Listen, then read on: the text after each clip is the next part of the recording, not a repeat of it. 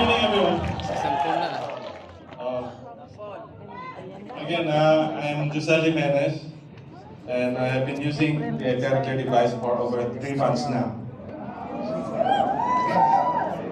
As what your GM, my good friend PJCC, had said, I suffered a stroke last April. I was able to get back on my feet again, start to walk after less than a month of therapy using a TheraCare. I'd like to tell you this story. My first goal coming from the hospital as I went home was only to be able to go to the bathroom, just by myself. That was my first goal. And I was able to do that. And I was really happy. And I have been able to play dribble the basketball again. So it really feels good to be able to do that, things you love the most. I was able to strum the guitar again.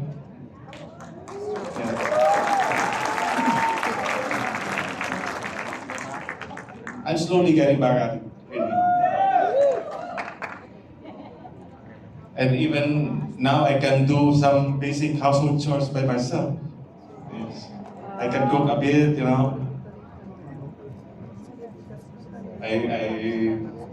I can bake myself. So those simple things are really, when you are stroke victim, it's really hard, But when you can do it on your own, you feel good. So you get uplifted. So those miraculous improvements really would have not been possible without our Lord, of course. Raising me with my friendship with GM, PJCC, his brother, Pacholo, who extended their help to me when I needed it the most, actually. As my body gets stronger, my next goal is to get back into playing music again with my band. It's one of my next goals. And also to be able to eat freely what I want. Because it's really hard not be able to do the things you do,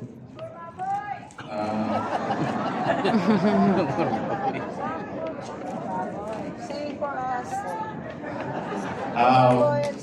Kasi I like to tell you, I have gout, so it's really hard not to be able to eat some food. So, Filipino food is really great. I tell you that. It really is. Coach, send mo sa akin. Mismo. Sana sinama ko si Mr. Purba Electrical Engineer siya. Coming from my family like my mom is Kapampangan. She really cooks very well, when I was a kid. So I believe in the power of this device to heal. And right now, people may wonder, I just had a stroke 4 months ago, but I was able to fly back again to Manila and join you all here today and share my story as a living testimony to the benefits of this miraculous device.